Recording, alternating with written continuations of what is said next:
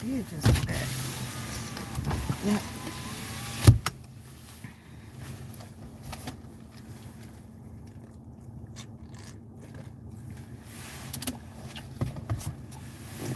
Kingdom people, where you at? Kingdom people, where you at?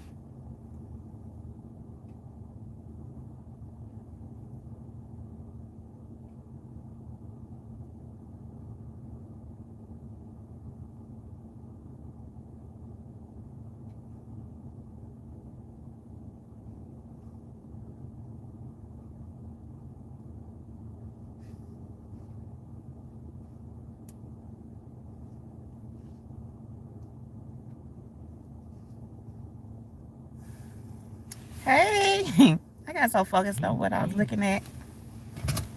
Hey, Kingdom people.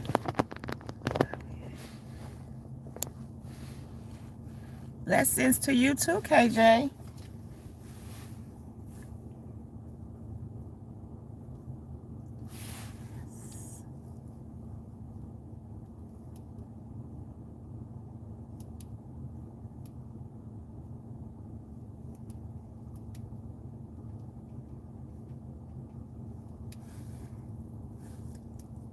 Hey, Kingdom people.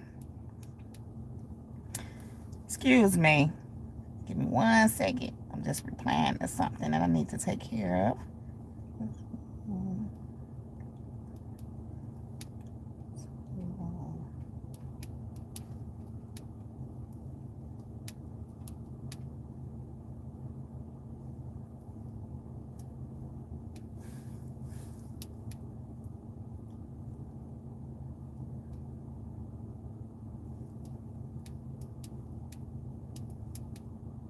Hey. We are all the chosen ones. Where are they at? I don't know where y'all at. Where the Kingdom people at? Where you chosen ones at? Because it's funny you said it that way, because everyone, kingdom people are kingdom people, but all kingdom people are not chosen. But we all have to answer the call. Kingdom people have answered the call, and they're walking it out. But some are chosen on a whole nother level. But we need kingdom people. We need everybody to answer their call so we can all play our role and get things done. Chosen ones got it a little more difficult. But chosen ones tend to be kingdom people as well. But all are equal.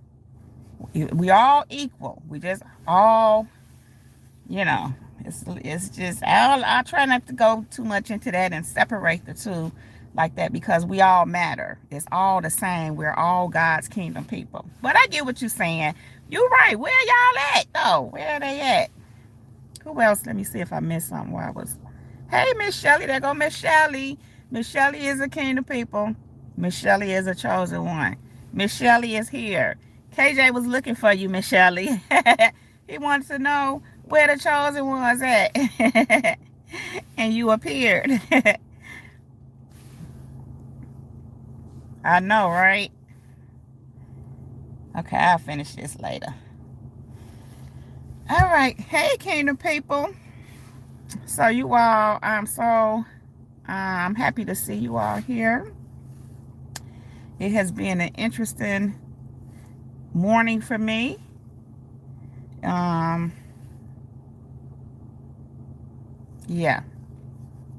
It's been an interesting few weeks.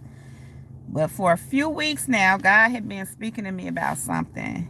And, I kind of I was doing a live. and I kind of spoke on some things that I wasn't, it just kind of came out.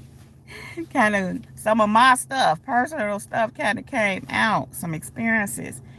And God had not been leading me to like go in depth on some things. But I knew one day I would. So when that happened a few weeks ago, I kind of knew because of the way, I don't know, it felt so healing. I knew I had released some things. And again, I wasn't even, my intention wasn't even to do that. But when God is in control, that's, you just sometimes don't know how things are going to go. You just got to go with what God is doing. I'm getting hot.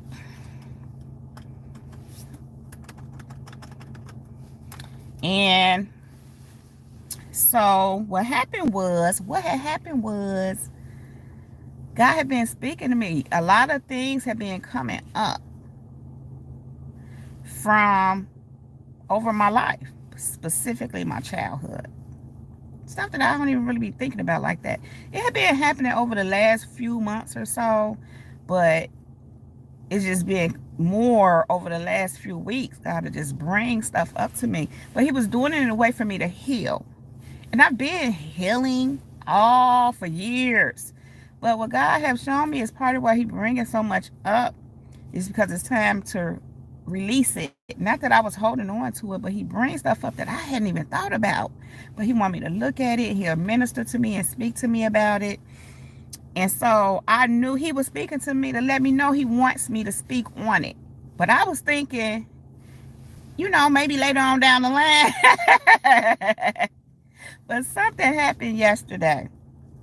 And when it happened, and God was talking to me about something, which I'm going to share, he said, I need you to speak on this to my kingdom people tomorrow. So he gave me to the next day, which was gracious of him. But he was still speaking to me.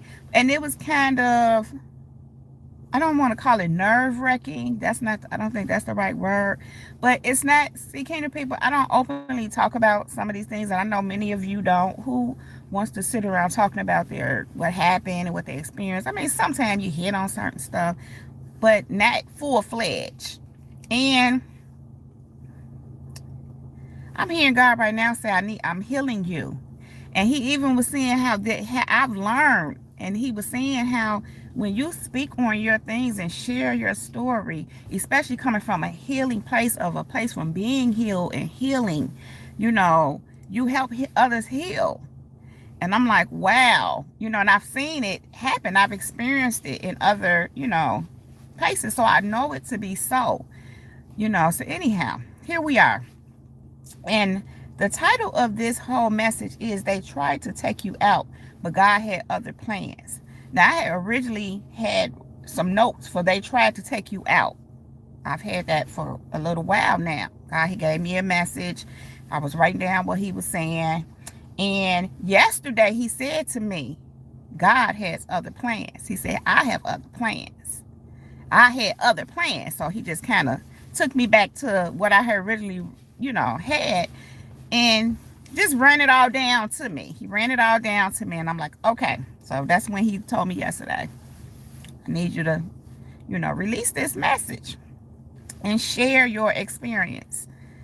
And it's really been something that's been, like I said, like continuously there, because God been talking to me about it, bringing up stuff, like I said, stuff I hadn't even thought about. So he's saying they tried to take you out, because they was trying to take you out, but God had other plans. And here's the thing.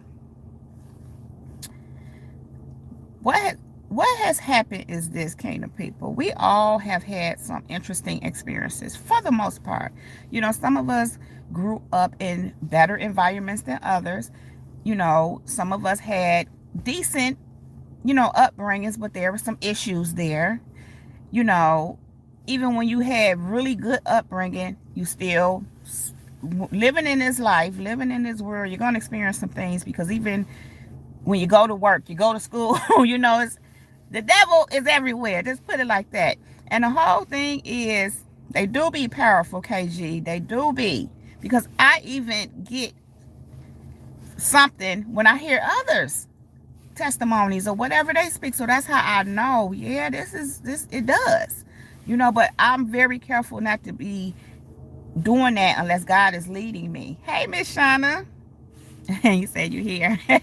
You're so funny. You been making it lately. Look at you. You get an A. An A for Miss Shauna. Oh. So yeah, kingdom people. And I'm just gonna kind of take my time with this. I just want to just kind of get it all out, everything that God has been giving me. And he just like really been encouraging me and moving me and ministering to me to share it. And so anyhow, and like I said, I'm not big on sharing these things or talking about it. Just for one, I don't consider myself a victim. I consider myself a victor. And I don't care to be like, yeah, this happened to me, and I in that way, because sometimes people do that in that way. They want to tell their story, but sometimes that's not good because that can backfire on you. Because people out here, they like to play on that and try to manipulate you, and they see that as, oh, you went through that, as vulnerable, so to speak, and they play on that. So you have to be careful with that. Not that I care to do it anyway, not just for the sake of sharing my story and what I've been through. And everybody don't deserve your story. Your story ain't for everybody unless God move you to release it openly or whatever. So here it is, kingdom people. First, I want to speak on, I've shared this here before, and, something that God really brought up to me, and it's something, like I said, I don't just be speaking on this openly. It was a secret for years. It was even a secret from me at one point, but the way some of these secrets can affect you when they involve you. But see, God is good. That's why he said they tried to take you out, but he had other plans. And I'm going to say this, they can be the people themselves. But what's really working behind all of that is the enemy. Because what God, he said this to me this morning. He said the enemy comes to kill, steal, and destroy. And you have to understand the enemy is not only trying to kill, steal, and destroy you, but he tried to kill, steal, and destroy those he's using to try to kill, steal, and destroy you. That's just kind of how this go. So anyhow, I have to say what it is. God is saying you just got to say it. I can't talk around it. I have an aunt whom I love. Okay, let me say that. Whom I love very much. Still do. Even though I can't really have anything to do with her. She's someone who has played a significant role in my life as far as I knew for a long time. And I'm not taking that away.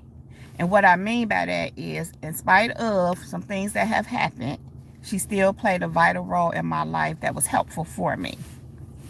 And I'll share that too in a minute. But,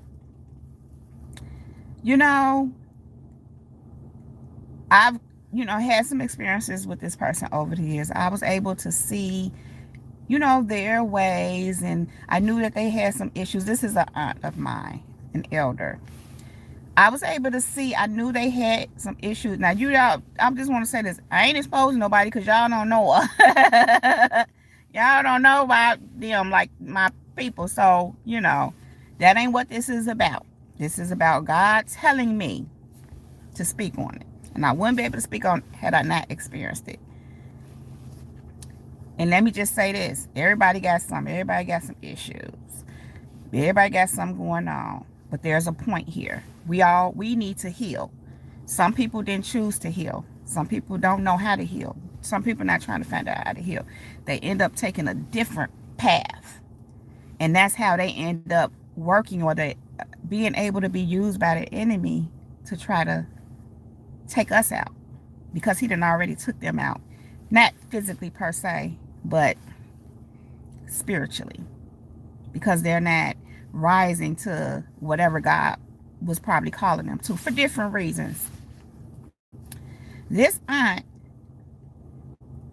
as I said, I've seen some things with them over the years. I realized they had issues going on and this, that, and the other. But whatever, you look past things, so what?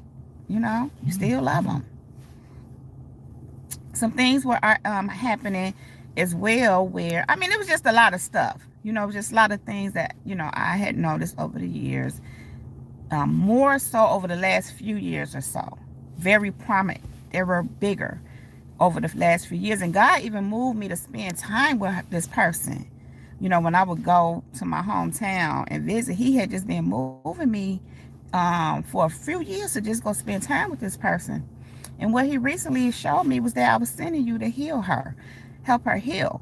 And I can remember one time going, maybe a few years back, and I left there like, whoa, I had to go to my mom's house and get up on her couch. I was curled up like a fetus because of what I experienced, the weight of what really was there. And it's just what's in their spirit. Still not tripping on it, or still not, even today. Just aware of what's happening, what's going on, realized that I had to move around it at some point, of course, when God said, and when I felt like, okay, in your spirit, too, okay, you just know when it's time to move around. And as I was saying, she experienced quite a few things, a bit of things in her own life. And always was there for me, it seemingly. And I'm not going to say she wasn't. Because she was there for me growing up. I can remember her being someone, God brought all this to me, being there for me. She allowed me to be a child. I have an older aunt, the oldest one on my mom's side, that's who I saw, but she always lived out of town, and for some time she lived in the state we were in, and I would go to her house. I would go to her house when she was out of town at one point when I was a child. And I loved being around this older aunt because she let me be a kid. She let me be a child. She had two sons of her own. One was closer to my age than the other one. He was a little older, but we were all cool. But the younger one I would play with. And, even the kids in their neighborhoods, they always live in these very affluent neighborhoods. And I was drawn to that. I enjoyed that. I enjoyed being with her. And she used to make Nestle quick chocolate milk or strawberry after we came in from playing. And she was like the bomb auntie to me. She let me be a kid. And the reason why that was so significant to me is because I had a rough childhood where I lived, which I'll get to that in a minute. I was a prisoner as a child with my mom and her now husband. He's been her husband for a while, but when I was a child, they weren't married. So anyhow, God brought it to my attention. This auntie, not the one I just spoke of, but the one that I've actually, over the years, just, it was just something there. That was it was a lot of friction there, but we still loved her, still got along with her, and it was what it was. I just was aware of some things, not fully aware always, but as time went on, things just began to show themselves more and more. But like I said, I had love for her because, like I said, God brought it up to me. How, when I used to go with her a lot when I was younger, and even in my younger adult life, even as a grown adult, like I said, I would go visit her, not just visit her, spend a night, because that's something I did growing up, and quite a few of my cousins, we did that. She was just that auntie. And, she just had a way about herself, and the way she lived, it was luxurious to us. She had it going on opposed to, for me, what I was accustomed to on a regular daily basis. Her place was like a castle. It doesn't matter where she lived, but to me, as a child growing up, not necessarily as an adult. As an adult, I began to understand things more, but it helped me. It helped me growing up. And she was there. She was that for me. She, too, allowed me to be a kid. And God had to bring all this to my attention, how,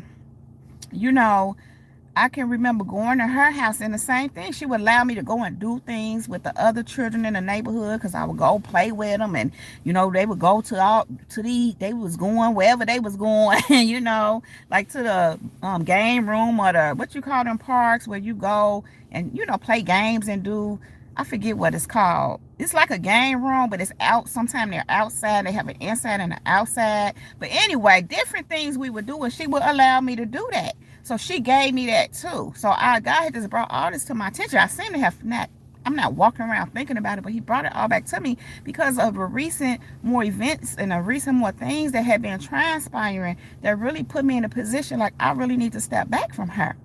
But I'm saying all that to say she played a significant role in my life and really meant something growing up. Over the years, things were happening, where I'm like, wow, just stuff leaking out, like, you know. And it was like what it was you could tell there was things to prevent me from moving forward or moving ahead or really moving into something higher.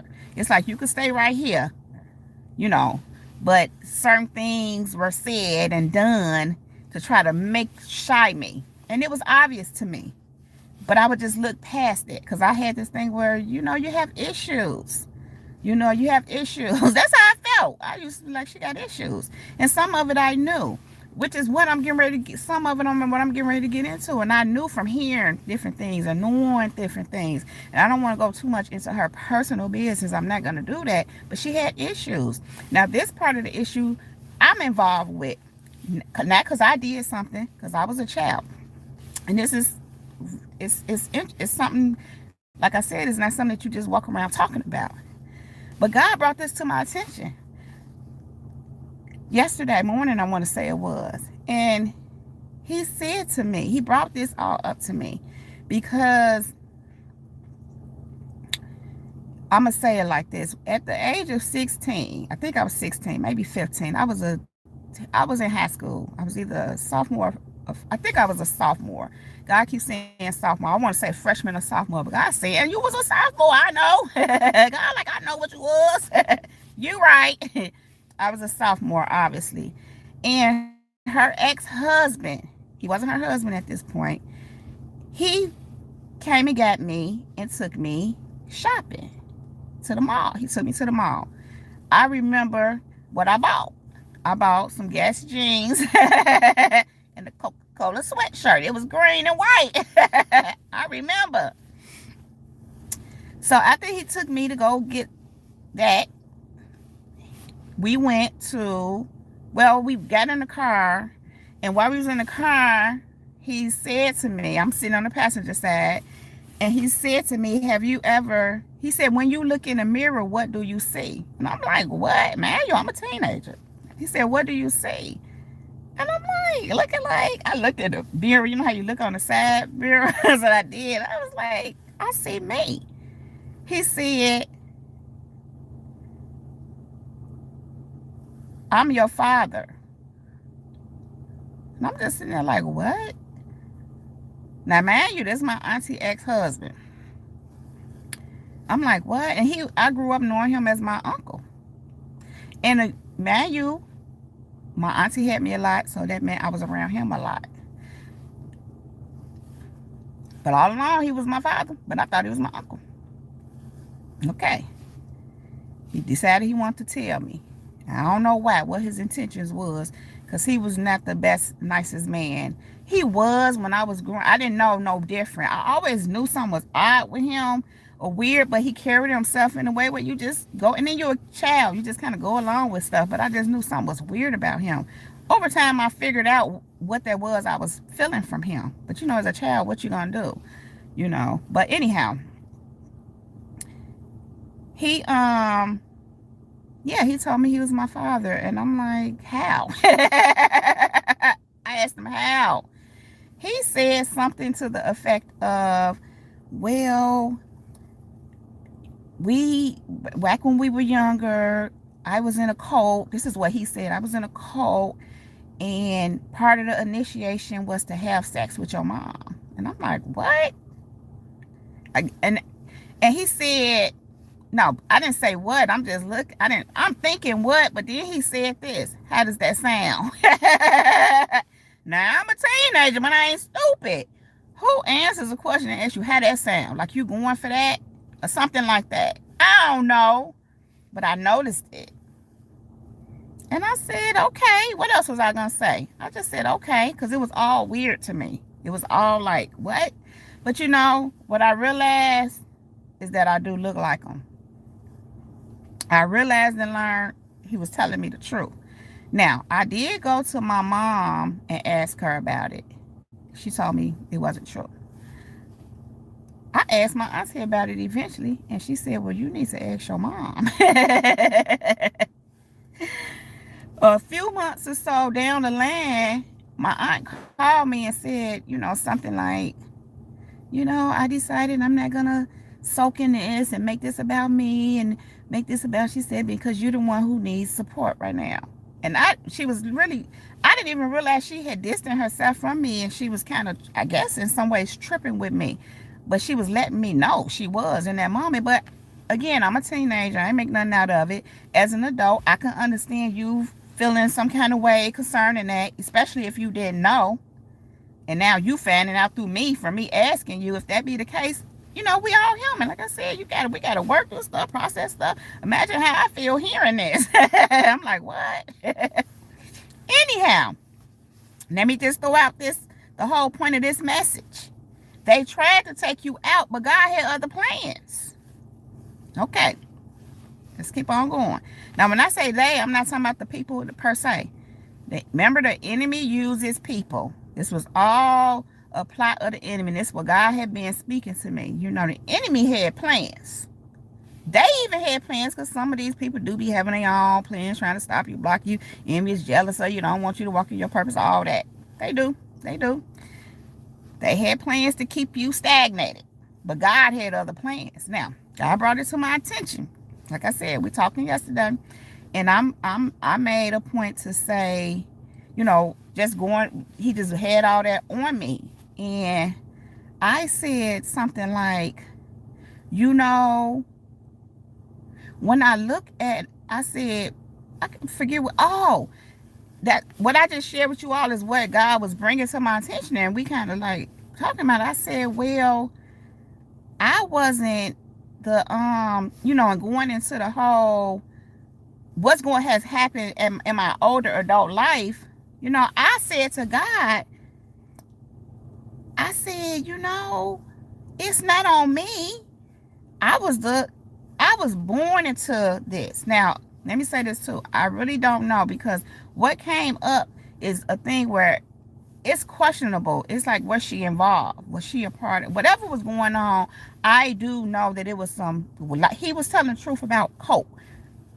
In what way, I don't know. But he was Colty-like.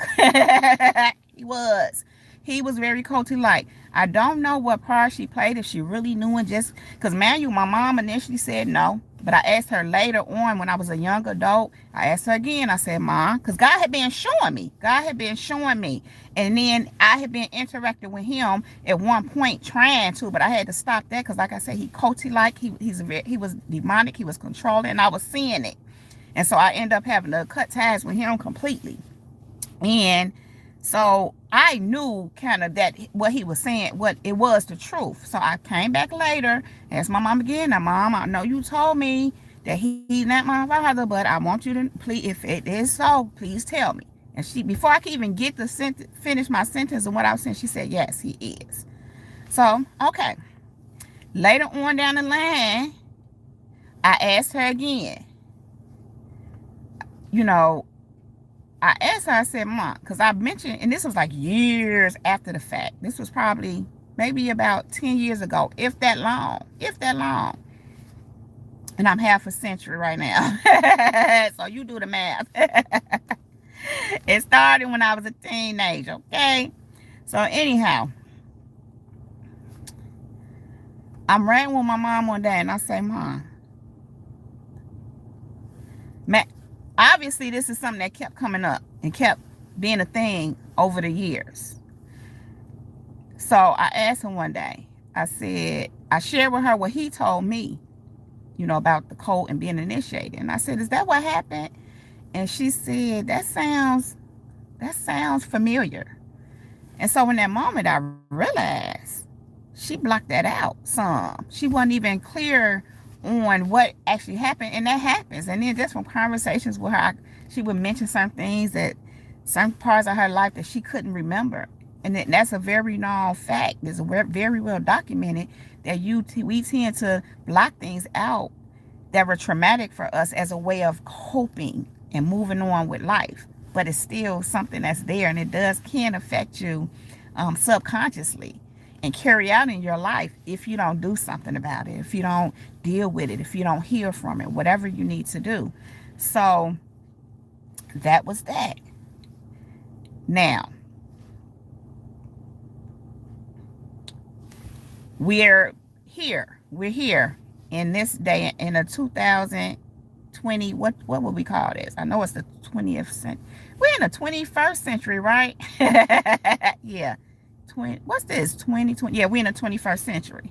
Well, all this happened in the 21st century, but I'm thinking in terms of 2020, the 2020s, like we 2023, like 2020, 2021, 22, 2023. I don't know what you would call that decade of the 2020s. But since the 2020s, so many things have been revealed. So many things have taken place that has caused me to make some shifts and make some move. But as I've shared with you all before, things happen like that because it's time. God began to expose things more and more because it's time. And it's time for you to shift. Some things happen in your life that did contribute to certain things. But like I always say, God, allow it. But it says, again, they tried to take you out, but God had other plans. So what has happened is this. I've been in this, it's just been something going on lately where I'm like, God is not saying it, but it's questionable. Like I said, it's a feeling of, was you involved? But what I know for sure, not involved, what I mean, did you know? Were you a part of that? Were you there? I don't know. And I'm not getting ready to ask nobody because at this point, I'm not on that with them. I'm not trying to get information and understanding from them. I would do it in other ways if I needed to, but I allow God to show me what he's showing me. And ask him what I need to know. And let me say this, it's not a thing like I'm trying to figure out where I come from, what happened. At one point, yeah, I did want to know because he said that to me. And then growing up as a child, I could remember not having a father. My mama had people. She had boyfriends. She had a husband before her previous husband, who's my son's father, before her now husband, who's my baby son's father, who's my youngest brother is not with us anymore. But you know, she had people, but they were never my father. So growing up, in all honesty, there was a question in my mind. I had never asked, though, who was my father? Because no one was my father. I didn't have a father growing up. And I never asked the question. I just had a question in my mind vaguely. It was very vague. You know, I just noticed. I didn't have no father. I just noticed it. Imagine that. But I'm sure I ain't the only one. You know what I'm saying? I'm sure. I'm just saying, not that I'm looking for no company on that. But it happens. I know things happen in life because I've experienced things and I hear stories. So, like how they say, you never know what's really going on or what's happening behind closed doors. It don't necessarily mean it's your business either. But the problem comes in where there are secrets. You're covering them and you're hiding them, but it's affecting the person's life who's involved, you're affecting someone's life. They tried to take you out, but God had other plans. But many times when they're doing that, they're hiding it because of their own actions and misactions and the way they handle things, and they don't want that truth out. They want to hide it because it speaks to them. But we all make mistakes. I even look at it in a way of, they were young and he was the ringleader. He was this so-called father. He was the ringleader. And so I don't even look at them in no funny way as far as that go. You know, he was deceptive. He knew what he was doing. Like I said, he was culty-likey. And once, you know, I seen him for who he was after some further experience and coming into some further understanding, you know, ask what he said. I'm like, oh yeah, there's some truth to that. There's some truth to that. It's some truth to him being culty-like, being culty. I'm calling it culty. But yeah, thank you, Candace. I did grow. Woo! And that's something that I'm gonna hit on too, because I grew in all, and I'm gonna get to that in 1 minute, because that's all I wanted to do. That's all I pushed through, a whole lot, in spite of. I looked past a lot. I knew this was this and I knew this was that, but I kept pushing. I kept going. It's just what God put in me. Oh, absolutely. The city of the living God. I love it. The 21st century started on January 1st, 2001. Right. But I'm saying, and thank you for that, Candace, but I was just thinking in terms of, do they call decades something? Like from 2020 to 2029. And then from 2030, when we get there, of course, I don't know. I know they call decades, but anyway, it all started in this decade we here in now, where God began to expose and reveal. And like I said, things started to happen where they started to expose and reveal themselves. They was leaking, and it had to. And I'm going to get to that in a minute, why God shared with me it had to go like that. It would have had to go like that anyway, because what's in you going to come out. And God is not going to let anybody take out his children. Not when they following him and following his lead. He ain't going to let you take them out, period. But you can let yourself be taken out. So that's why I say it that way. But here's the thing. It started exposing itself. It started revealing itself. When I say it, the people, in this case, my aunt, she started, it was coming out. It was already there. I would see little things over the years. Like I said, she got issues, He was part of her issue, is what I'm kind of getting to too. He was part of her issue. Now, here's the thing. He was, like I said, he was a very manipulative person. He was very controlling. I didn't know that at the time growing up. I didn't know nothing about that kind of stuff. I'm a kid. I'm a child. I'm a teenager. I'm just, going along, trying to make it how you trying to do. You're trying to live your own life. You're trying to make your own life work. As a kid, especially being in the rough situation that I was in. Outside of where I lived, I was being free. I was trying, I'm just, whoever took me on and showed me kindness and did things with me and let me be a person, a human being, and didn't cause me to feel like a prisoner, I was with that. Even if they had issues, even if they was manipulative, I didn't see it at the time. I knew grown-ups was kind of crazy because I always felt like that, seeing stuff with them. But for the most part, like I said, when you're a kid, you take what you're gonna do. You're just trying to get through. You're trying to get through, whatever that means for you. Growing up, because you're a child, you're in the hands of people caring for you because you're not grown yourself. And I even, to the point, being a prisoner in my mom's home, had a thing where I couldn't wait till I got grown enough so I can get out of there. And the way things transpired, I wasn't looking for them to transpire the way they did, but I ended up getting out of there at the age of 16. But and that was through some unfortunate, not the best circumstances, which I'm gonna get to too.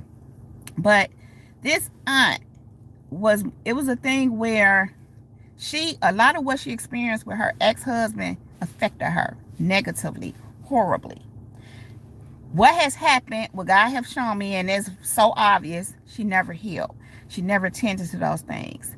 Sometimes people, hey, Apostle, yes, God is my father. Kids, listen. That was always my attitude. My attitude was always, God is my father. God has always been my father. He's always been with me. I've always been aware of it. That's who I call my father, which is part of why I didn't concern myself who my father was. Even though I was like, that it's a little story. Of animals. It's an animal. I don't remember what animal was which. I don't know if it was a cat that was like, are you my mommy? Going to the dog like, are you my mommy? I mean, what's it? Are you my mommy? Yeah, are you my mommy? And the dog said no. So the cat go to it. I'm just improvising. I might not be seeing exactly how the story go. The cat go over to the ducks and ask the duck, is you my mommy? Them ducks like, no, I ain't your mommy. That cat went over there to the pigs like that. Said, are you my mommy? Pigs say, oink, oink, oink. Oh, I get that. Yes. You said you late. You been to the dentist. Oh. You said you late. Y'all so funny to me talking about y'all late. Well, you're here now. So yes. I wasn't asking around like, is you my daddy? Is you my daddy? I didn't care, but I noticed that I didn't have a daddy, a physical one. But I had a Father God. He was always my father.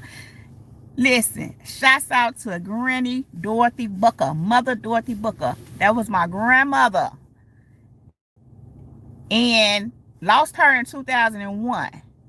She was my angel. I was actually born on her birthday. It was so significant and so sacred. She was literally my angel. I was always with her when I wasn't in prison in my own, where I lived with my mom and her husband. I was with her a lot because she went to church. She was a woman of God. She went to church. I was always in church with her. On the weekends, sometimes my mom would send me to her house to get my hair pressed and for me to go to church with her. And I can remember as a child thinking to myself, why am my mama to go to church? It was weird.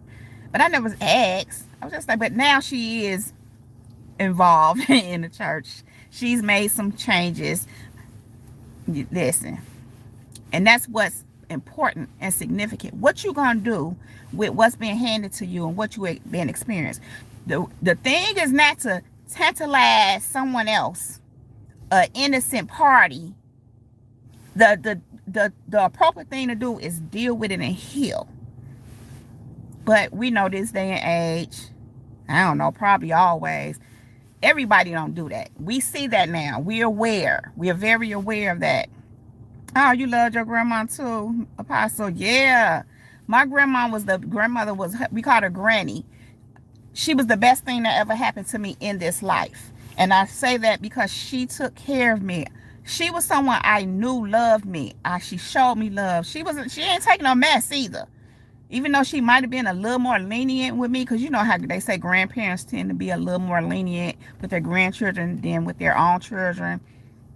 She didn't play with me either. She kept me in line. My granny used to whoop my behind. And I used to be like, oh, like I needed it. Because I used to be getting into mischief. I did, and she kept me right. She was one of them kind of grannies that would send you out to go get your switch. So you get your behind whooped. I remember I came in there with a switch this big. And she was like, oh, if you don't go out there and get me. I had to go back and get a big long switch so you can whoop me with it. Like, but I used to be needing them behind whooping. She kept me in line. Her whoopings was appropriate. I have to say that. And I say that because I've gotten some whoopings that wasn't appropriate from somebody else. It wasn't appropriate. It was, I wasn't supposed to be getting a whooping for that. Because, anyway, when my granny whooped me, I needed them whoopings. It helped keep me in line. But she loved me. She loved me. She took good care of me. And she was the example of God in my life. That's how I knew God. I knew he was already there and whatever he put in me. But he used her to always keep that concept in mind. She kept me in church. I was always in church. She was one of the ones that was there every time the church doors open. And she was one of the ones that was there when they opened on Sunday and at the end when the doors closed. And I was with her. I was with her. I was her, what they call it, her rider. The duck was a swan. Yeah, the ugly ducking. That's what I'm talking about. Yep. That's it. Thank you, Candace. You know what I'm talking about. But yeah, my granny was my saving grace. But God knew what he was doing. See, they tried to take you out, but God had other plans. God had that granny in my life. So all this other stuff going on it would still keep, he had her there to keep me, there, to keep me close to God, even though I didn't understand what I understand now, I knew of God. I knew that God was with me. I had a relationship with God growing up, and she helped nurture that and cultivate that and develop that in me. She did, just taking me to church, having me in the environment. And I was one that was in a choir. I used to go to the state conventions and convocations with my granny. I lived in the church when I wasn't in prison at home. Let me stop. I mean, it's funny to me now, but it wasn't funny then, even though I was still like a powerhouse busting through. I refused to just be a prisoner. I was one of them kind of prisoners that I was busting free. I refused to just be, but like I said, I was a child. What you gonna do? But God had a way of working all that out. As I just said, he had a way of working all that out. He gave me that release, that escape, and it meant a lot to me. So anyhow, after she passed in 2001, God pointed this out to me this morning. How soon after he moved me from where I was in my hometown in Illinois, my home state, I'll say, in Chicago is my hometown, to where I am now. And so,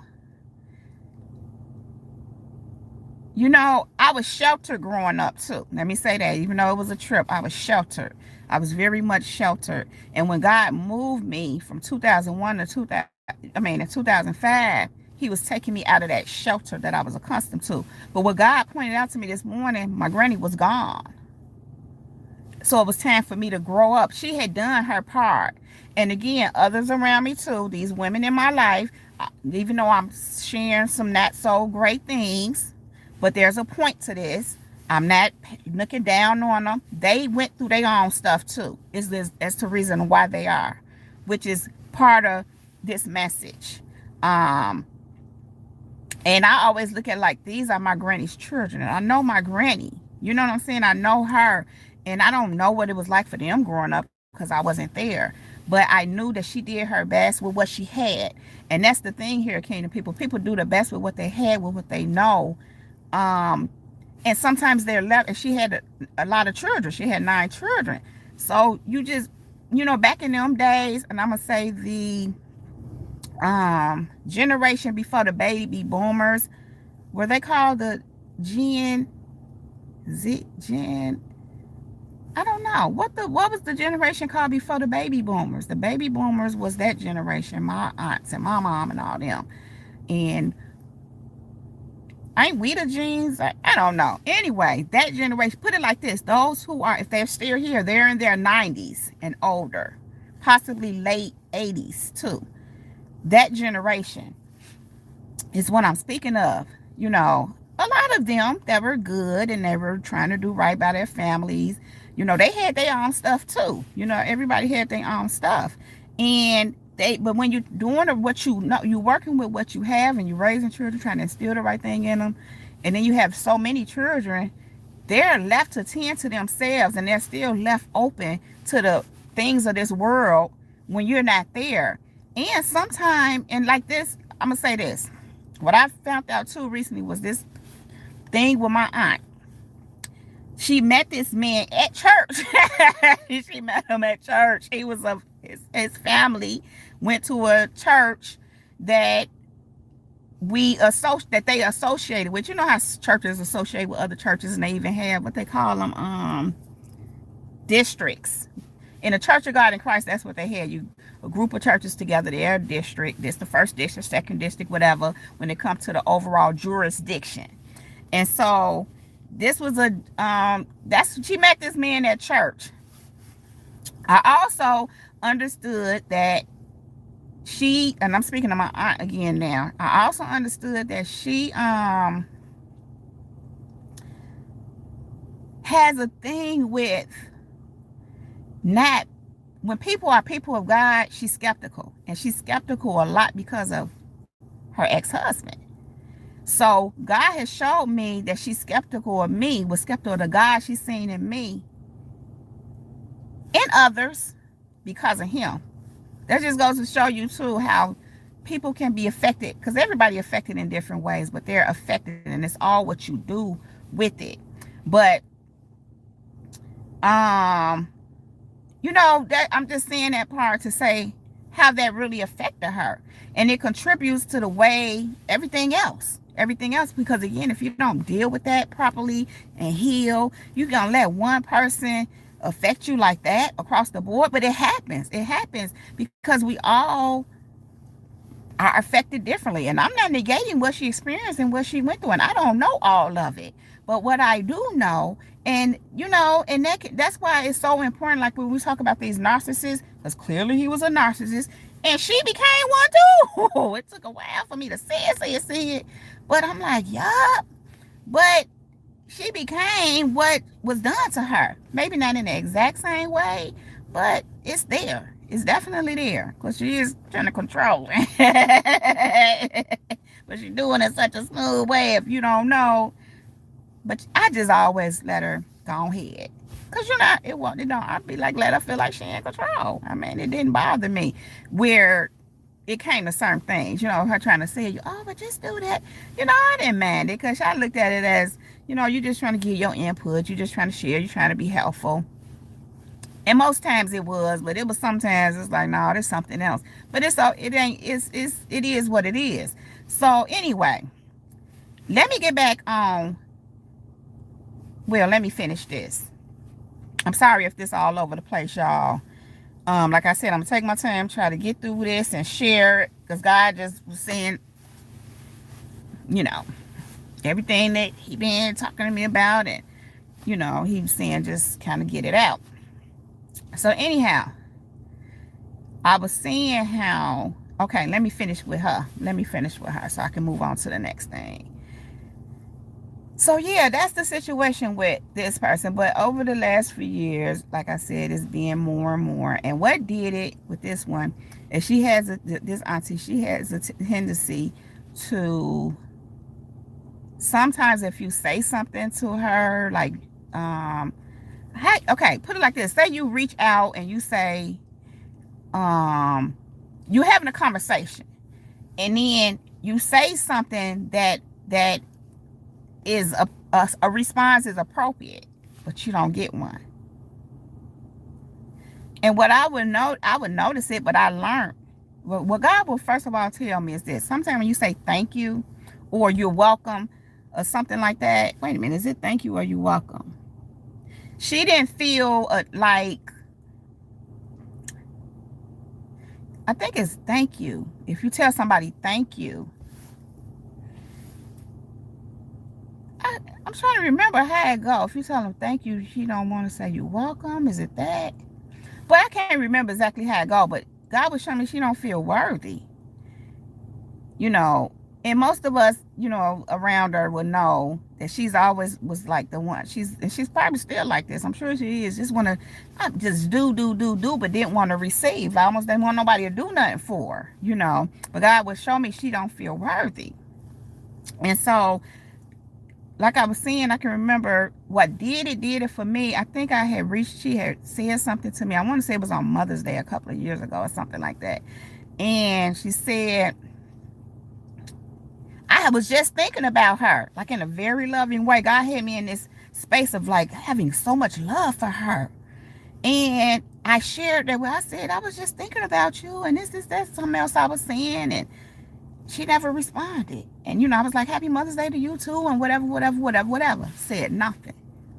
And so I'm like, you know this stuff. I noticed it after the fact because, I ain't sitting around waiting. But eventually it'll come to it like, you never said nothing back.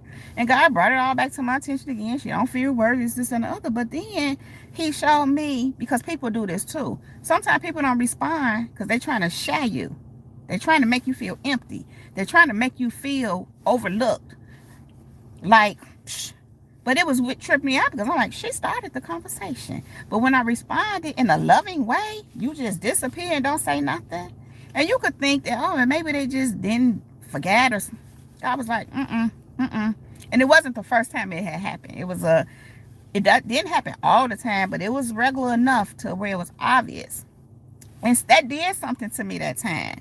Because in that moment, it's like, over the years, it had been stuff. Like I said, I had been looking past stuff.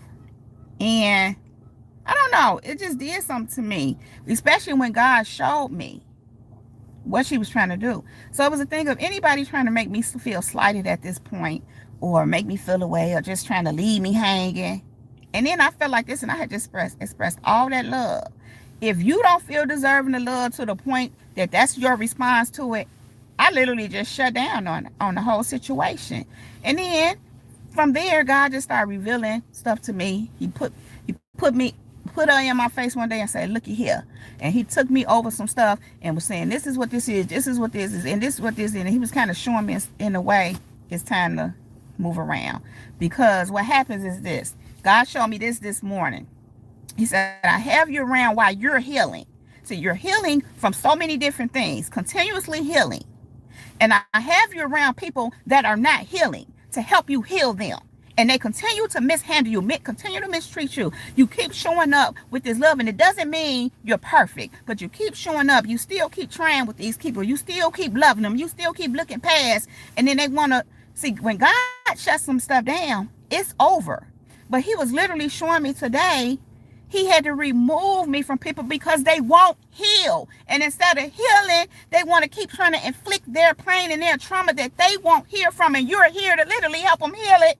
But they sometimes mad at you because you healing. Sometimes they mad at you because you ain't falling. You ain't broken. You ain't that person you used to be. You ain't broken and you ain't messed up as they thought you would be from what you experienced and what they looking for you to just plateau. But that ain't what's happening. And God said, I got to remove you from that. I literally had you there to heal. See, this God told me this real good this morning, and it tripped me out because he had already told me to share this for healing purposes, for myself and for whoever it helps heal. It helps heal in their healing process is what I'm getting. See, you be there to heal folks while you're healing. See, understand when you are know how to heal, you're a healer. When you heal you're a healer. You're an agent for healing. But these people weren't receptive or receiving the healing. They steadily kept coming with their daggers because of their unhealed wounds that they won't heal. Instead, they want to keep. And something that they're not conscious of it. It's just who they have become. It's who they are. And again, I'm not throwing no shade on nobody because we all in this world, we all are subject to the whims of whatever is going on because the enemy is here to kill, steal, and destroy. He killing and stealing and trying to destroy them and use them to try to kill, steal, and destroy us. And then God will use us to heal. And instead of healing, I just said this. And God be saying, enough. Some are giving over to a reprobate mind, Candace. Some are. Everyone has a choice to receive or deny. We all got the same 24 hours in a day. We all can put in a healing work, take some time, but many of them this is what I've learned. They put all that to the side because they don't want to deal with, listen, it's not easy to heal. It's very messy. I'm hearing rebirth. It's just like being born. You know, when you being born, well, you probably don't remember when you was born, but it's a trip when you having a baby, a physical baby. And ain't nothing cute about it. I mean, we love the whole idea of having a baby for the most part. Some of us. But that's a messy stuff. You got to clean up after all that. It's a mess. Healing is something like that. It's almost like you rebirthing yourself. And yeah, you're rebirthing yourself. And everybody won't do it because it takes facing what it is, doing the right thing with it, letting God in. I think that's the biggest thing. So many people don't let God in to do the work in them. God is giving this to me right now. They actually start to despise God because they feel like, God, why you let this happen to me? But see, God can help you through that. God allows these things to happen for a reason. It happened to it. Now, everything that happened, the same thing that happened to everybody.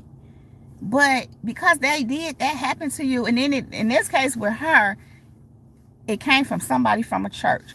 But that goes to show you everybody that go to the church ain't that. Or they are, but the enemy is always lurking, trying to slide in and do what he do. That's why we have to be yielded and surrender to his spirit so we can be on guard and aware. And not just on guard and aware, but we won't let the enemy slip in and be using us like that. Because he do. He slips in. He slips in. He can't slip on them open doors. And see, when you have these doors and now you got the east crack and you got this shoe and you that. And now, instead of letting God in, you might be keeping him out, but you putting on like you with God and just like you walk. You know what I'm saying, kingdom people. And I ain't trying to go too much into that part of it, but It's what be happening. And listen, I want to say this. I think I got everything. Oh, this is really the point that I want to make with this, Auntie. God said this to me. This was yesterday when a little bit before he told me he needed me to speak on all this. I said, God, it ain't on me. I'm a child. And I was a child. I was born into this. And I was talking to him and I'm saying, I remember when that man said to me, look in the mirror, who you see. What do you see? And right when I said that, God said this. That's what she see. Talking about my auntie. She see him. Because I do look like him. God said that to me. And I was like, whoa. So God was just showing me that contributes to, and I hate to say this word because it's such a strong word, but this is what God said to me. That's why there's such a hatred there for me. Now, while I am aware there's a hatred there for me from her, God told me today there's a love there too. But that's like, you got to choose who you're going to serve. Because if you can't serve two masters, because you're going to love one and hate the other, one going to reign. And usually, when you got a love over here, you got love and hate. Hate wins. You can't have hate. Because it's going to leak. And it's going to try to, and it's going to try to throw blows. All while trying to be loving to the person or people or whatever the case may be. You try to put that on, but there's a hate there. And in this case, when God said this to me, I said, understandably so. Now, I'm not promoting hate, but what I'm saying is knowing all what I just shared and knowing some things that I know concerning her that I'm not going to share because that's her personal stuff. It has nothing to do with me. And just being in a situation with a man, being married to him, and she was married to him for a long time. And that show, like I said, I don't know whether she knew or not, and she didn't find, I don't know. But I could understand how that can be upsetting and bothering, and then now you got to look me in the face. I said, I understand. And I'm like, okay. But the thing is, this kind of people, I still got to move on. It happened to me. I didn't do it, but I get it. And so it put me, it's a thing where I'm understanding to why she feel how she feel, but that doesn't mean I can still deal. You understand what I'm saying? Now, let me say, I don't have nothing but love for her still, but I can't really have anything much to do with her because it's just, see, when you keep going with contaminants, because that's what they are. God said this to me this morning. You stand around when I'm moving you into yourself. I allowed all this. I allowed you to see, but now it's time to disconnect yourself because you're doing the healing work. You're doing what you need to do. When people are not doing that and they become a contaminant to you. They become corruption to you. They become poison to you.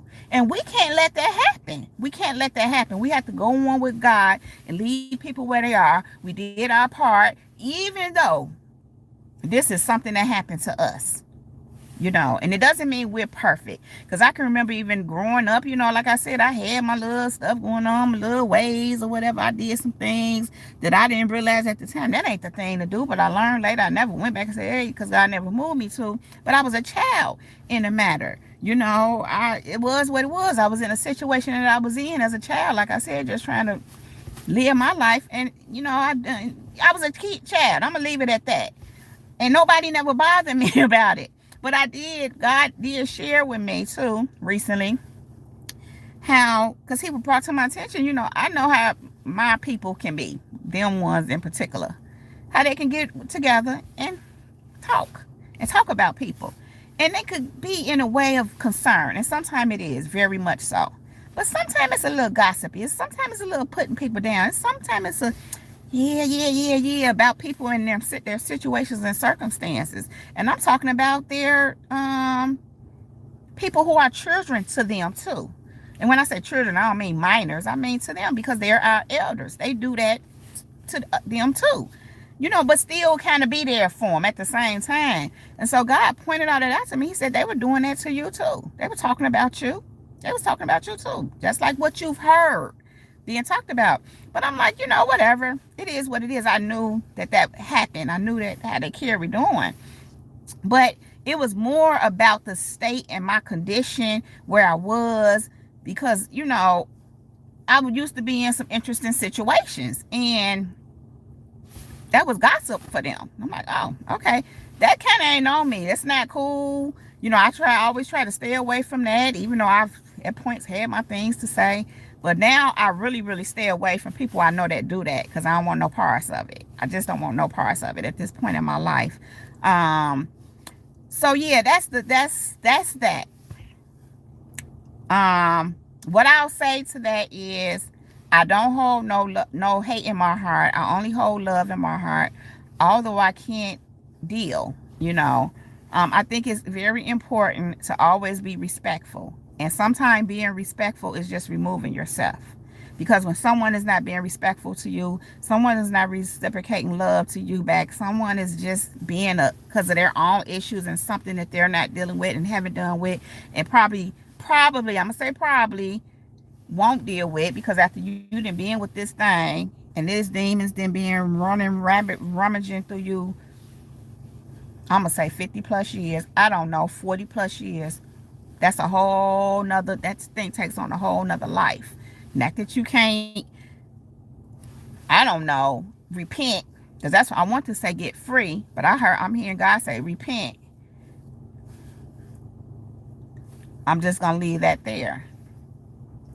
Now, I got to hit on this. I wanted to do this. I knew I had to speak on this too. God just told me to just do it all in one lump.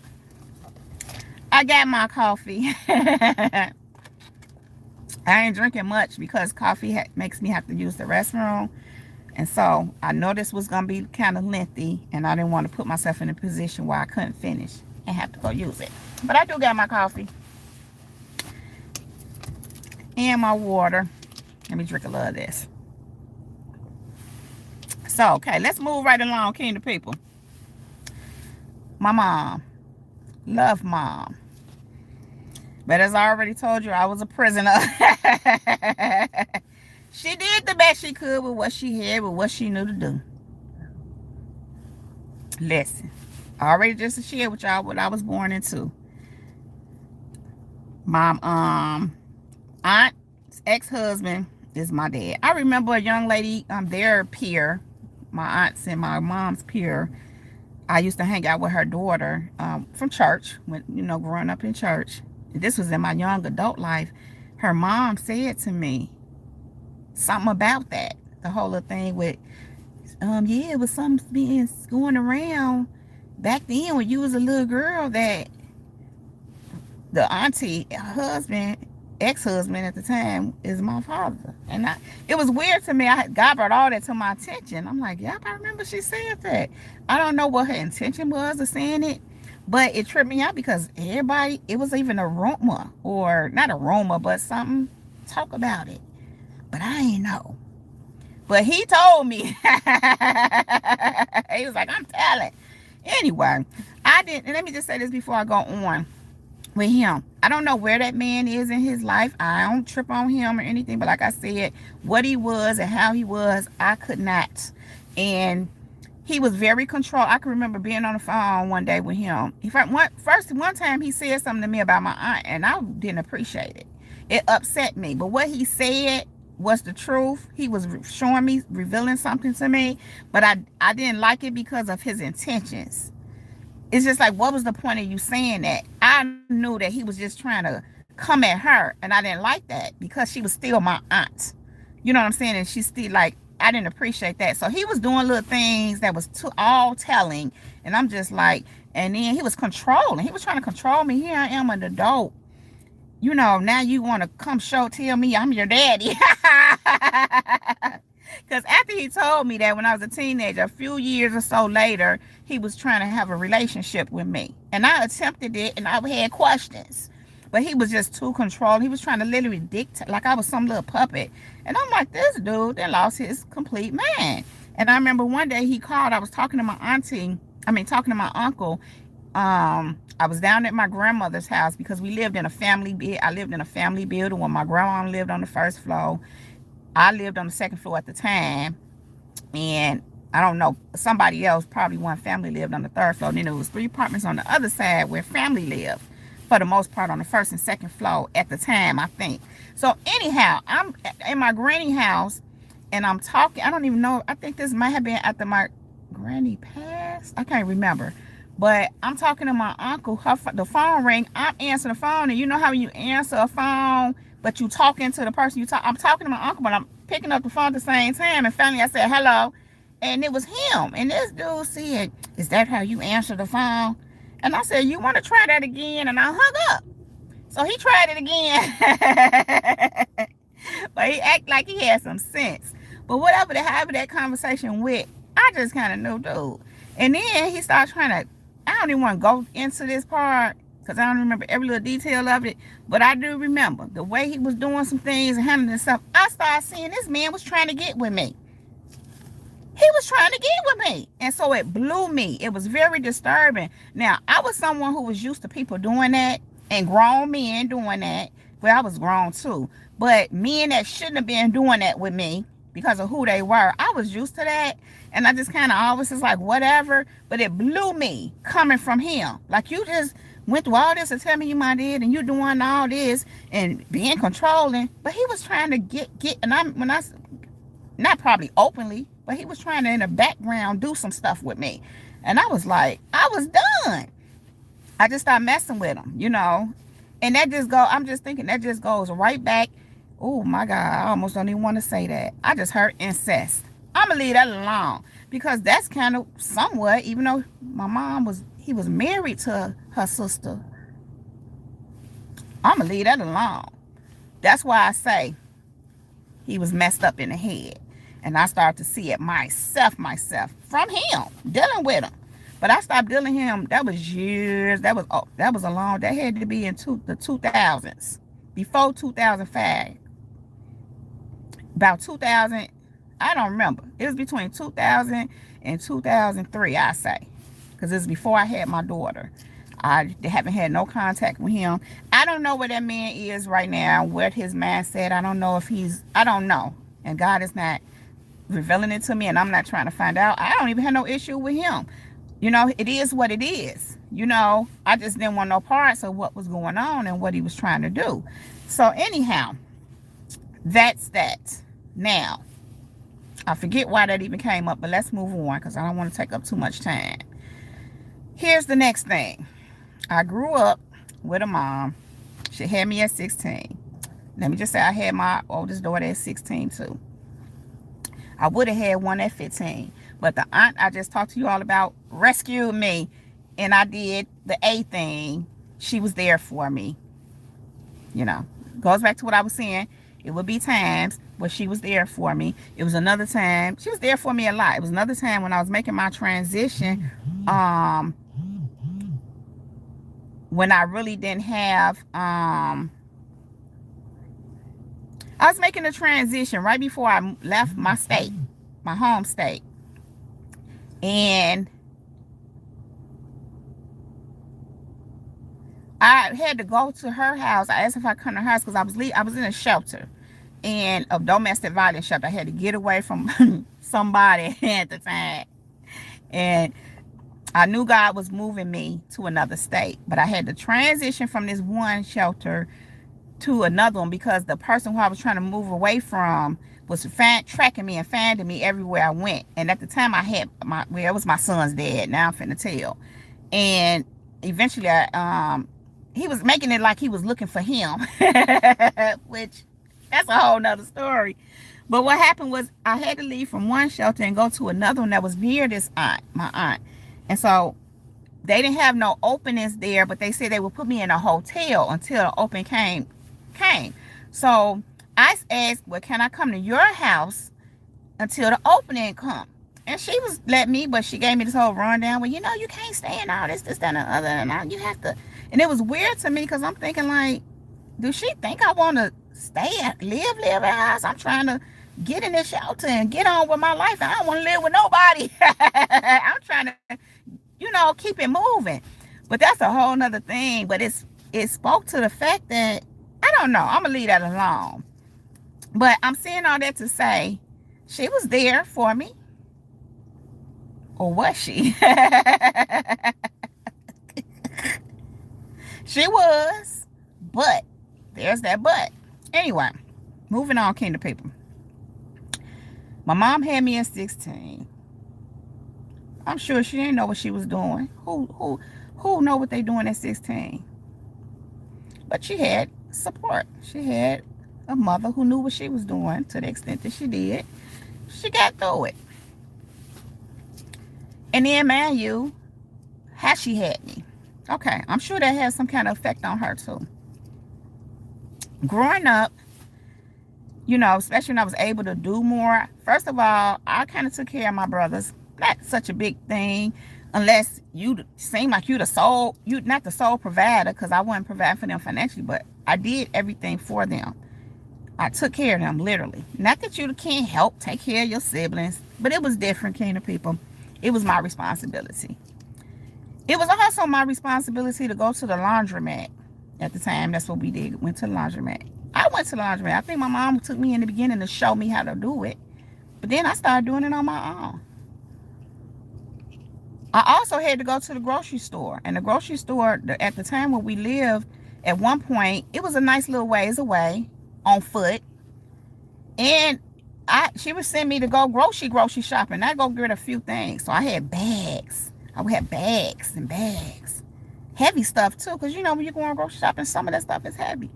And I'm by myself. This guy brought up to me maybe a month or so ago. And he was bringing it up to me to process it. Because it affected me. It grew. A lot of what I went through grew me up, but still, that's some things that I experienced you're not supposed to do to a child. You're not supposed to do that. I'm going to the grocery store to go get gangs of stuff. I used to go to friends and ask them to go with me. I was getting on their nerve. And then sometimes it would take me a long time to go to the store and come back, and I would get in trouble. A lot. Because sometime not. Because I think she knew. So I would go to friends and ask them to go to the store with me. And they'd take a long time. Because they was tired of me. They didn't want to go. But I would ask them to go with me to help me carry them bags. Because when I would go by myself, it was too much. No small child. And when I say small, I was in grade school at this point. And even in my early teenage life, but I was living in a different place. The store wasn't as far. So it was different. But still, I had to go grocery shopping and go, and man, you a man around. Anyway, but okay. And I'm sure that came from her mom sending her to the store, but she had siblings to go with her. She wasn't by herself. And I don't think my grandmother was sending them to go grocery shopping just to go get a few things. But she put all that weight on me. And like I said, I mentioned this too because God told me to share this. He brought this up to me not long ago because I hadn't been thinking about that. I ain't walking around remembering that stuff. But see, it goes back to what I said. These kind of things do affect you subconsciously. It could be for good. Now, they tried to take you out, but God had other plans. God allowed some of these things to happen. They was trying to take me out, and I ain't saying she was trying to take me out per se. It was the enemy behind that, putting too much of a burden on me when I had no business carrying on that kind of responsibility. And then my little body carrying all this heavy stuff. And right now, today, not no more. For years, I thought I can carry heavy stuff, which ain't good for your body, especially as a woman, particularly for women. But it's what I knew because I was programmed that way, literally, not even thinking about it. God had to point all this out to me not long ago. But going to that store, I had to go under a viaduct. God brought all this to my attention. It's dark under that viaduct. And things happen. Even back then, crime was happening. People was doing stuff, And it was scary under that viaduct because I had to go under the viaduct to get to the store. Even if I took a different street, it was no way around that viaduct because the viaduct is the path. It's the You got to go under that viaduct to get to that store from where I live. So if I'm back, that's another reason why I would want somebody with me. It was scary. It was scary. But it's like you don't care that you sending me out here with and under this viaduct. You just sending me just okay. That's that. And like I said, I took care of my little brothers, which I loved my brothers. I don't want to say to death, but I loved them.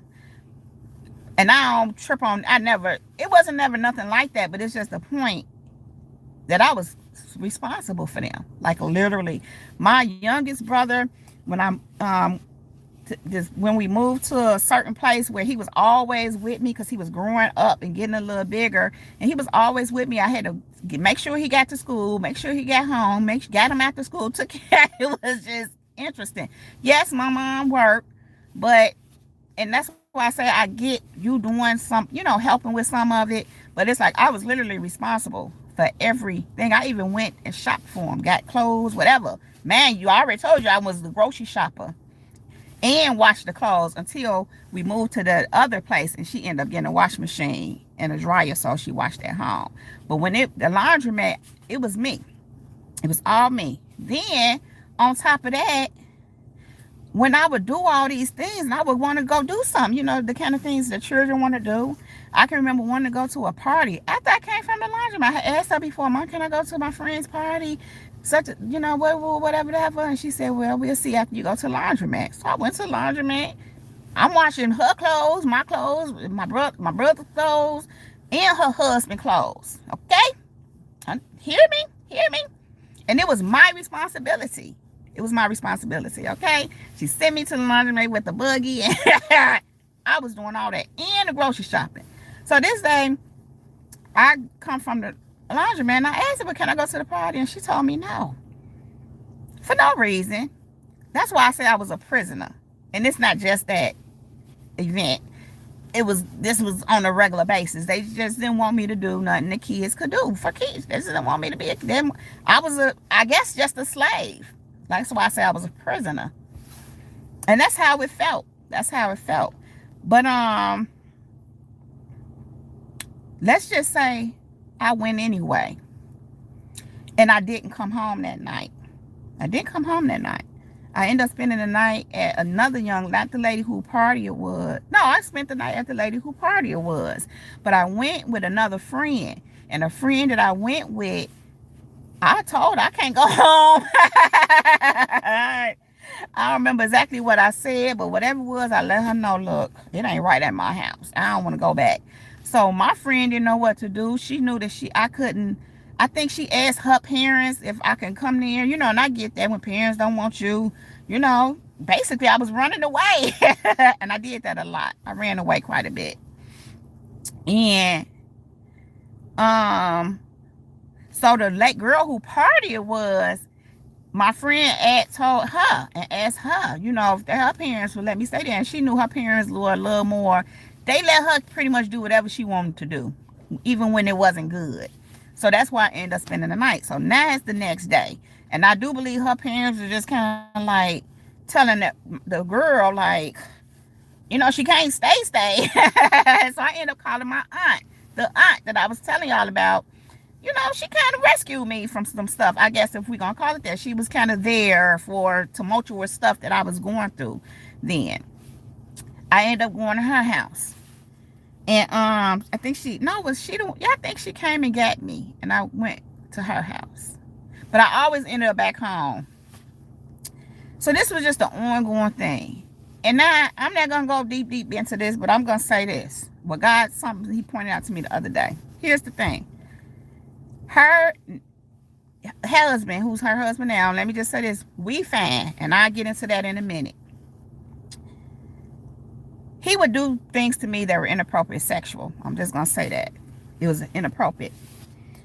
And God pointed out to me the other day, she had you doing his laundry, she had you doing the shopping, she had you take care of the kids, including his. She kind of put me in a position where he felt like I was his woman. Even though when he was doing what he was doing, it wasn't open. It wasn't like she knew. Until I told her. When I was 16, no, I was 15. I wasn't 16 yet. I know this because it was the year right. It was right before I had my daughter, my oldest daughter. But I had her at 16, but I was pregnant with her before I turned 16. And I had her early. She was a little premature. So I had he had did something inappropriate to me. Another inappropriate thing. And I think at this point I was getting tired of it. And I'm getting older. You get tired of that. Sometimes when I hear stories from other people that share these kind of things, they was being molested for years and all this, I'm just like, they got tired. And they say it happened from this time until that time, and whatever happened, you get tired. You get tired of just, but what happened was he did whatever. And let me just point out, it was never penetration. I just want to say that part. It was nothing, it wasn't that, but it was still very inappropriate and stuff that he shouldn't have been doing with no kid up. You get what I'm saying? And then you're supposed to be my stepdaddy. Not cool. Anyway, this day, I got up left out of my room and went in the bathroom, closed the door, and I just sat in there. He at the door saying, hey, come on, come out, okay, come on now, come on. And then he drank. Around back then, he was drinking. So he would come home drunk late at night. My mom knocked out, so he felt like he could just do whatever. So he eventually gone ahead on about his business. I probably stayed in that bathroom for a couple of hours, maybe a few something. It was quite a little while because I just wanted him to go to sleep. So I go back in my room, go ahead and go to sleep. And in the morning, I'm looking. And now this at the other place that we moved from. Now we got a washer and a dryer. And so I'm in my room the next morning, I can remember just staying off in space. Because at this point, I'm tired. I'm like, I can't stay here. I can't keep doing this. It was just, I was a prisoner. I was made to do everything. And now he feel like he could just do whatever. It was just... So my mom came in the room. She had been washing. It is. And it's so unfortunate. It's so common. It's so common. It happens. It's sickening. And my situation is what it was. And it wasn't good, but I've heard worse. I've heard worse stuff. So listen.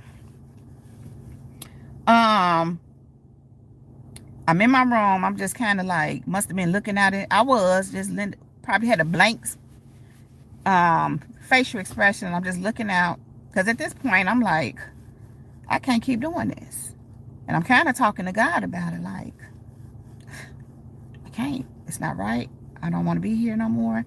So my mama come in the room and she putting up clothes because she had been washed. She was washing and obviously dried clothes and folded them up.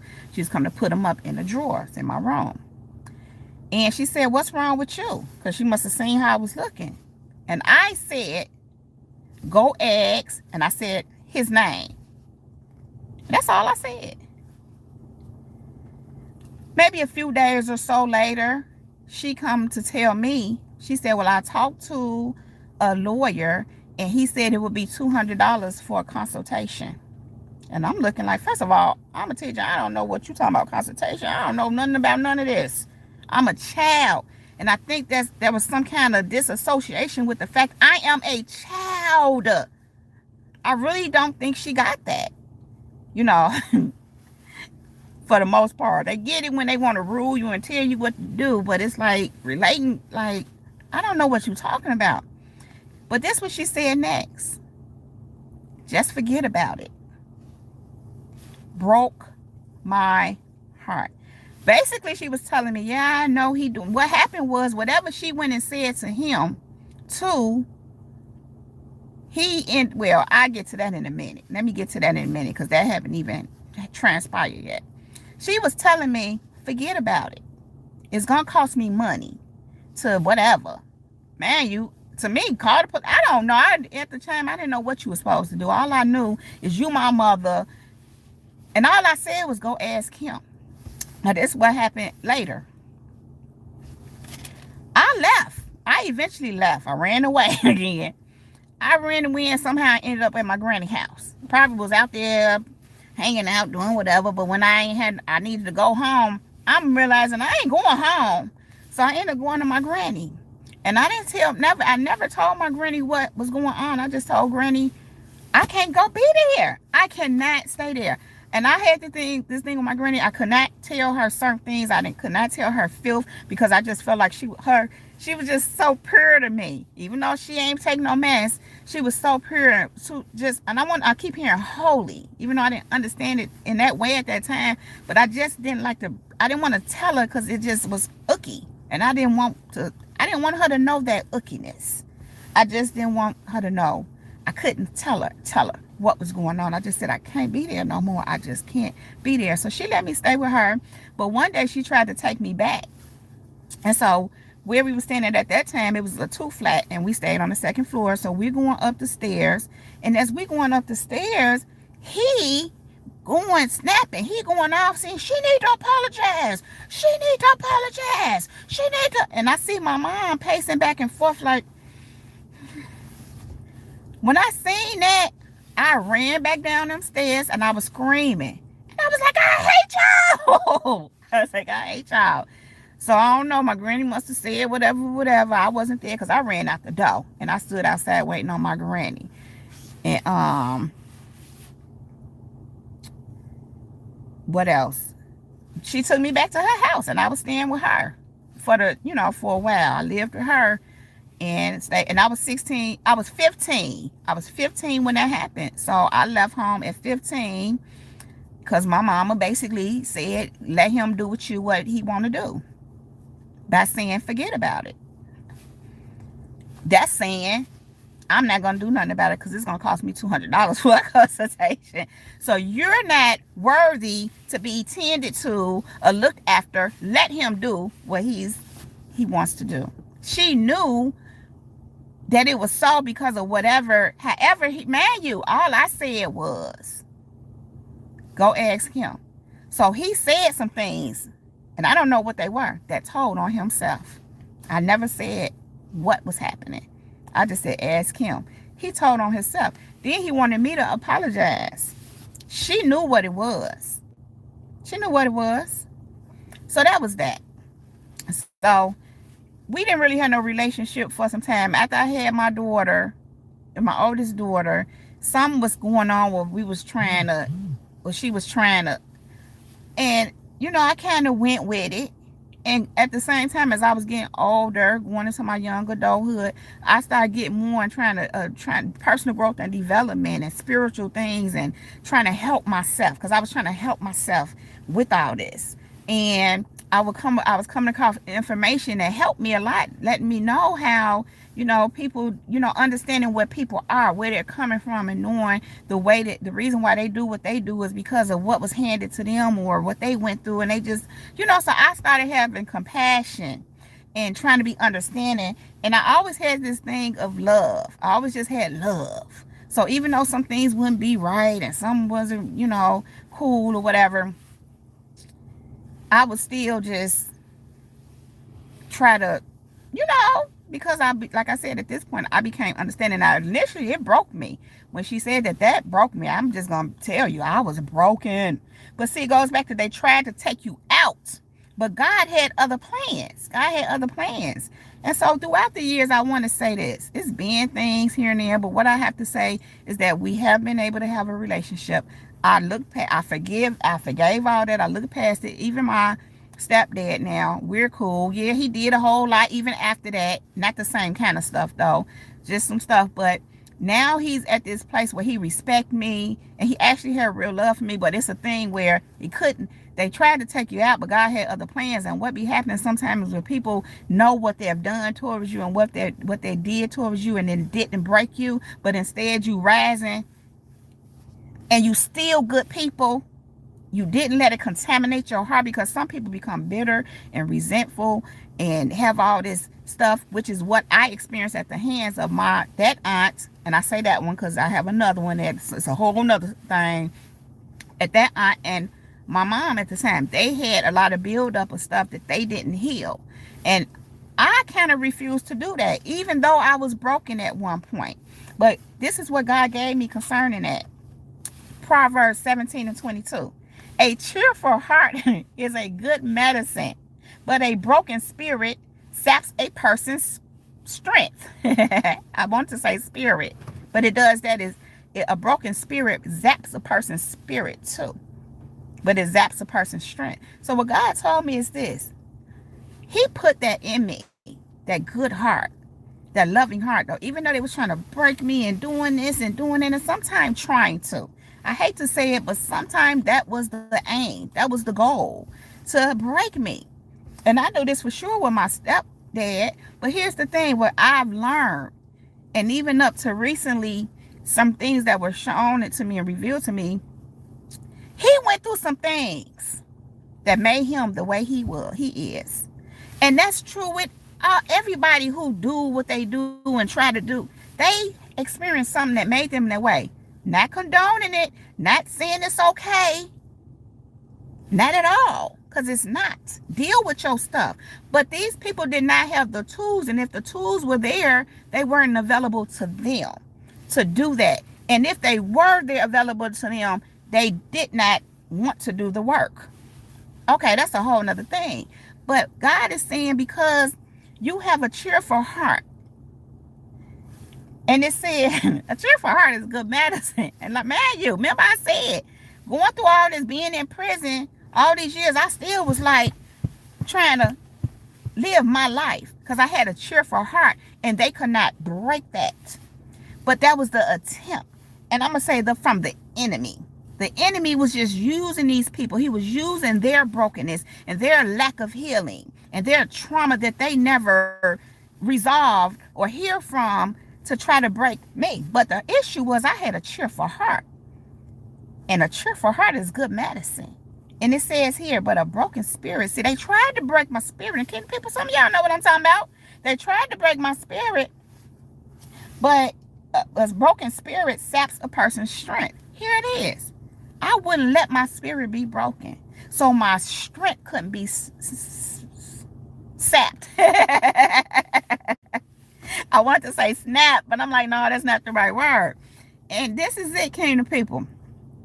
Some of you experiencing people that seen you overcome, because they was trying, what they did, no, they know it should have broke you. You should not have gotten out of that. Even what you went through, what you walked through. And again, this is just so heavy on me. All them daggers, all those was attempts. All of it. It was supposed to break your spirit. But you didn't have a broken spirit. Even though you may have been broken at one time, your spirit wasn't completely broken, because you had a cheerful heart. Even if God kept breathing in you. Because that's what God will do for you. They can't stop God from breathing in you now, can they? They tried to take you out. They tried to break you, but God had other plans. He had other plans. He kept breathing. Giving you that cheerful heart, giving you that strength. He said, hey, your strength ain't finna be sapped, because you ain't finna have a broken spirit. God didn't allow it. They was trying to break you. They was trying to take you out. But God had other plans. He had other plans. It wasn't going to go down like that. Even though you went through some turmoil, even though you went through some trauma, even though you went through, God had other plans. And those plans are being revealed because you have a cheerful heart, and that's your good medicine. Kingdom people, I'm going to sum this up like this. Right now, today, my mom and I, we decent, we good. We were very close for years until just recently, but we still good. What happened is this. I have to say this too. I started off initially saying how I was going to church with my grandma, but my mama didn't go to church. She goes to church now. She's been going for some years. And what I want to say too, because I have to give credit where credit is due. She's one who really tries. She's one who really wants to do the right thing, let God in. But what happens sometimes when that spirit is there in you and on you, you got to still get free from it. But her intentions are right for the most part. Even though that spirit, because them spirits will jump out at you. It'll show us that, and you be like, I've experienced that quite a bit, but I don't look past it anymore. I just acknowledge and recognize that it's there. God have even used me over the years to point out things to her, until not so long ago he stopped me. Because, and I felt that way, because I felt like this for quite some time. I always felt like I was the parent, somewhat, not in certain aspects, but I was always respectful. You know what I'm saying? Because she my mom. I ain't finna be acting like I'm the parent, though. But it was just when it came to certain things, it was just, but it was what it was. I also understood the lack of understanding, that it was some things missing there. And that's not no shade, not downplaying. It's just what it is. Kingdom people, we have to understand, too. God gave this to me this morning. We are the generational curse breakers. We're breaking those curses. We're even breaking those experiences we've had from even our family. We are breaking. Those were things that was happening over the years. Maybe not the exact same thing that we experienced, but it's something that's been going on that was a problem within the bloodline for years and years. And we're the ones that are not having it. We're the ones like, we're going to be free. We're not going to be slaves. We're not going to be in prison. And we're going to heal. And we even try to heal the bloodline. And those that are receptive are being healed. And you don't even have to be one-on-one with them. You healing. You breaking those curses off of you. You freeing yourself is actually freeing your bloodline for those who are receptive. Now, unfortunately, some of the elders, they're going to miss it. And that doesn't mean all. But as someone already pointed out, some of them have already been turned over to a reprobate mind. And that's part of why God removes you, because he gave them a chance and had you there, but they didn't oblige. So, and some of them too prideful to even own their stuff. Sometimes they just want to brush over it. That's their own issue, though. And that's the whole thing here. It's not on you, because God is saying for you to go forth. He's saying go forth, and that's part of why he removes you, because it's time for you to go forth. You've been there, you done that. That was what it was. It was a part of your life. It was part of your story. It contributed to who you are. And that, going back to how I had to do all this and take care of the kids, take care of the groceries, take care. It made me know what to do. It made me strong in that aspect. I know how to take care of a household. I know how to take care of children. I ain't saying I'm perfect when it comes to, because I made my share of mistakes with my children too. Or I wouldn't even call them mistakes. You can only do what you know. You can only work with what you have. We too had to experience that, but we had a different heart, and we were able to be corrected when need be. What we were not doing or we don't do, and I can say this with certainty, we were not trying to inflict harm on our children. We were working with what we had, but we wanted the best for our children. We don't have hate in our heart for our children, or any jealousy. I want to say hidden jealousy, but jealousy leaks out. It leaks out. And that's a lot of what I experienced too with both of them. Jealousy. But like I said, I always just looked past it. I always just knew it was there, but I looked past it. I looked past it out of love. That love will make you do some things. And that's why they even like to try to play on that, the fact that you family. Those who do. Because they sometimes, unfortunately, think they should be able to just do what they want to you and abuse you. And it's not true. It's not true. God is not pleased with that. God is not with that. And that's why he breaks you free. So, kingdom people, they tried to take you out. But God had other plans. They was trying to take me out. And overall, yes, it was the enemy. But he uses those who he can use. He uses those with brokenness. He uses those who don't heal. He uses those with all these insecurities that they don't tend to. And they just want to go on with their life. And I get it. So they just put on or wear masks or just try to, but see, leave you with the bag. Leave you, but this is what happens, kingdom people. They leave you with the bag to deal with it, and you do. You do. You do the work. You heal. You walk with God. You let him set you free. You let him take you out. You take it. I'm just hearing you let him take you out of mental entrapments, because that's part of what be going on. You're supposed to be trapped in all this, and bam, those things are designed to break you, to kill you, to break your spirit, in fact, to make you amount to nothing, or at least just go this far. Definitely not to go into your destiny where God is taking you. Those things are designed to keep you from there. And listen, kingdom people, many don't make it out. Think about this. They didn't. They didn't. And what I mean by that, if you sitting around with bound and you're not free, and you're taking it out on another, and you're not free, you're not healing, you're not making it out.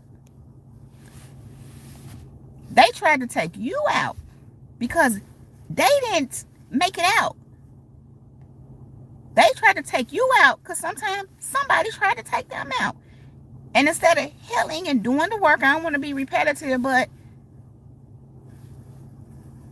because understand, anytime somebody's trying to inflict pain on you and doing all this, or just not even so much trying to, but you can't, if you ain't healing, like how they say, hurt people hurt people. Hurt people ain't always trying to hurt people, but because they hurt or because they just ain't did what they need to do, that's just what come with them. They're going to just do stuff because of those spirits that's in them that they have not resolved and gotten free from. So, kingdom people, I must leave you with this. Proverbs 31:25. It might be 25 through 26. She is clothed with strength and dignity, and she laughs without fear of the future. When she speaks, her words are wise, and she gives instructions with kindness. She carefully watches everything in her household and suffers nothing from laziness. And God gave me this. It says she, but this can be he, because he's go through these things too in a different way, but they go through it too. But the point is, you're clothed in strength and dignity, and you laugh without fear of the future. Listen, kingdom people, they tried to take you out, but God had other plans. His plans was for you to be exactly what you are, clothed with strength and dignity, and laughing without fear of the future. And I just heard some of these people want you to fear the future. Fear, I get that sometimes. God be like, they want you to be afraid. They want you to think it ain't gonna happen for you. They want you to think you ain't gonna make it. And it's like, God, I've been making it all along. You've been with me all along. You've been getting me through everything. Why would I think I ain't gonna make it? Why would I fear anything when you with me? But that's what they do, the ones that do. They have that going on, which is part of why they plateau. They are fearful. They're restricted by whatever restricted them, whatever happened to them. And you got to understand this. I don't want to go too much into this because I want to, that's a whole nother message. But when you're trying to restrict others, you're fearful. You don't want to, for whatever reason, you're trying to do that to others. You're restricting yourself. So trying to go for something, because I've seen this, trying to go for something, when you trying to restrict somebody else and you done all this, inflicted it, it ain't gonna work out for you. Because you can't try to restrict somebody else and think you gonna prosper in anything you trying to do significant. God gonna let you stay right at that plateau. You gonna just be right here, and he'll make sure you okay right there. God is a good God. He reigns on the just as well as the unjust. It's real, but you're going to be right there. And because sometimes when people know they right there and they see you have a shot and they see you doing what you're doing and see what God doing to you, they try to make you plateau too. But we're going to move around that for now. When she speaks, her words are wise. When you speak with wisdom. Because God made you wise. She and he. God's being good to you. They tried to take you out, but God had other plans, came to people. You walking around with all this wisdom after all that. And you gained wisdom from all that because you experienced it. And you experienced it in a way where God taught you through it. And she gives instructions with kindness. Look at that. You can go help somebody else and be kind. You a blessing, kingdom people. He. She carefully watches everything. He carefully watches everything in her household and suffers nothing from laziness. Kingdom people. They tried to take you out. But my God, your God, kingdom people, he had other plans. He had other plans. And you are getting ready to see. You are already seeing, but you are really getting ready to see the plans that he had for you. They tried to help you. I was about to say, they tried to help you out, but this was funny. They did help you out. They helped you out. That probably wasn't what they was trying to do. But they helped you out. Because they was trying to take you out. But God had other plans. Kingdom people, that's all I have to say about that. Thank you, Apostle. Miss Beverly said, wisdom speaking right here. Wisdom is vindicated by all her children. Luke 7:35. Well, praise Jesus. That just blessed me. I will be watching this on repeat. Okay, Miss Beverly, that means you probably gone. It happened. This is kind of long, but I had to do it, kingdom people. God said just be prepared to, and I've been doing them after an hour late. I don't even be meaning to do that, but when you just get to flowing, but God said just go ahead and just put it all in there so I won't have to come back and, he just put this on my heart to really share. And it don't mean it's something else later down the line, or I don't know. I don't know what God be doing. I'm pretty sure it'll be, spoken with wisdom in a way of sharing and helping in other formats as well. It's just part of what we go through, and what we experience is what we know is part of our purpose. So we have to use it, but always let God lead you. Always let the Holy Spirit lead you, because I would never have gone here before my time, or if God hadn't have told me to, I wouldn't do that. I just, and I'm one who deals with things on my own, me and God. Like I said, I wasn't sharing a lot of this, none of this, some of it with nobody. I just work through it with God, me and God.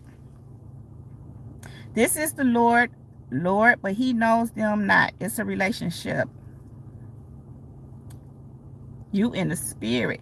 It's funny you say that, because somebody told me, somebody commented, a few people said when I be scratching my nose, that's what that be. And God confirmed it. He said, yep. And I heard somebody else speak on that. And I'm like, my nose just be itching. I don't know. I don't get it, but I'm just be like,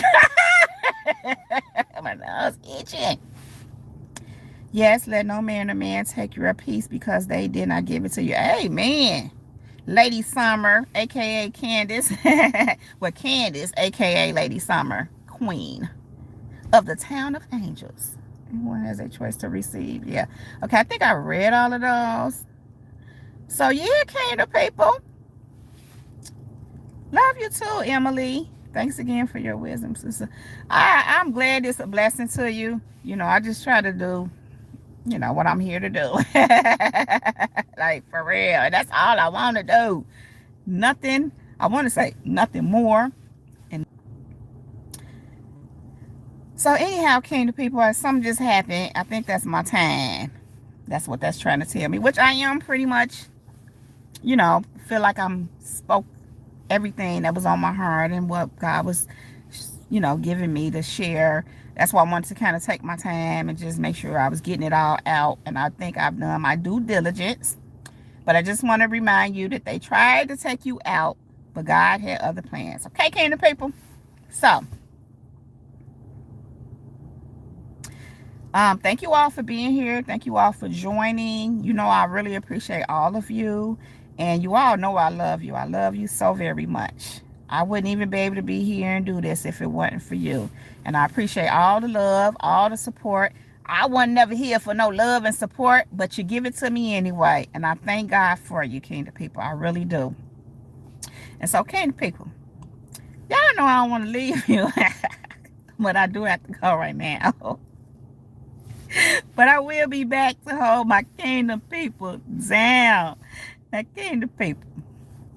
Listen, let the Holy Spirit lead you in all things at all times. I'm so glad you enjoyed that, Apostle. Kingdom people. We are untouchable. We are unstoppable. We are unmovable. And we are unbreakable. Kingdom people, that is my time. Jesus girl is out. Peace.